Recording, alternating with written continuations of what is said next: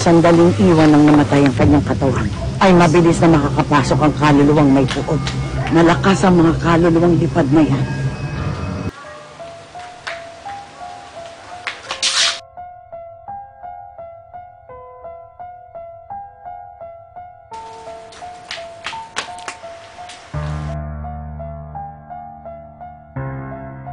Walang makakaligtas.